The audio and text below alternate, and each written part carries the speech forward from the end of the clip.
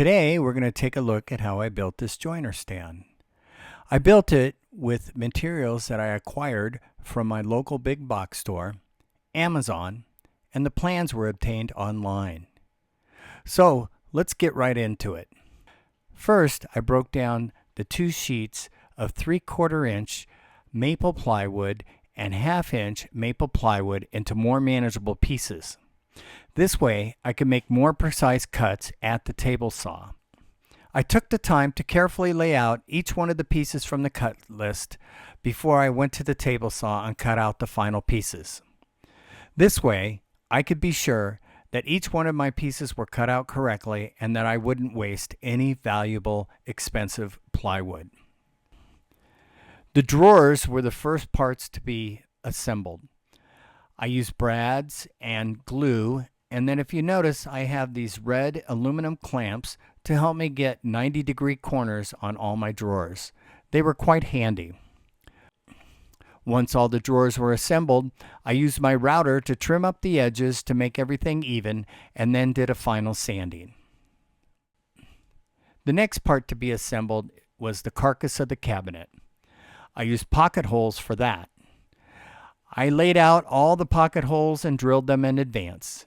As you could see, there were quite a few pocket holes to drill. To assemble the carcass, I used long clamps to hold everything in place and used the same red corner clamps to make sure that I got perfect 90-degree angles.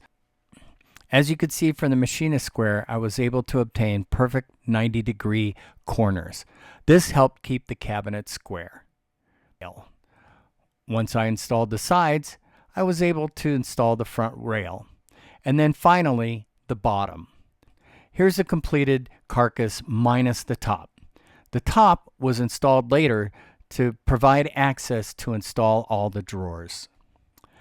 Now I have everything laid out and ready to go ahead and begin the drawer installation into the carcass. I took the time to carefully lay out the position of each drawer slide to ensure that the drawers were level and that they operated smoothly. Now that all the drawers are installed, I'm ready to install the drawer fronts. Installing the drawer fronts isn't a real complicated process, but you need to take the time to ensure that you have even spacing all the way around so that you get a good looking cabinet and that the drawers operate properly. Once the fronts are clamped in place and the spaces are just right, it just takes a couple of screws on the inside to secure the drawer front in place permanently.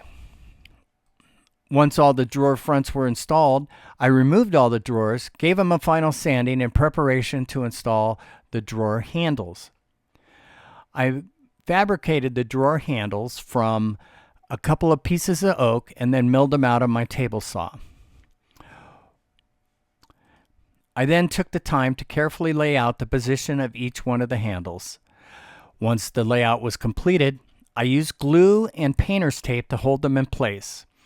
Once the glue was dried, I removed the tape, drilled a small pilot hole, and put in a screw to secure the handle permanently. Now that the drawer handle installation was completed, the cabinet is now complete. The unfinished cabinet is now ready for some finish. For a finish, I used 1 coat of natural Danish oil. It took a couple of days for it to dry completely. Once the finish was dried, I used folded pieces of a paper bag to burnish the surface to make it smooth. And here is the cart with the jointer installed on top. It's held in place by 4 screws and is quite secure. The wheels have locks to keep the cabinet secure while the planer is in use. And here's the joiner cabinet next to its buddy, the planer stand. They go quite well together, and with all the storage, they've been quite handy. This has been a fun project, and I've enjoyed making it. I've also enjoyed making this video, and thank you so much for taking the time to visit my channel and watch this video. I'd appreciate a like, and even more so, appreciate a subscribe. Thank you for watching,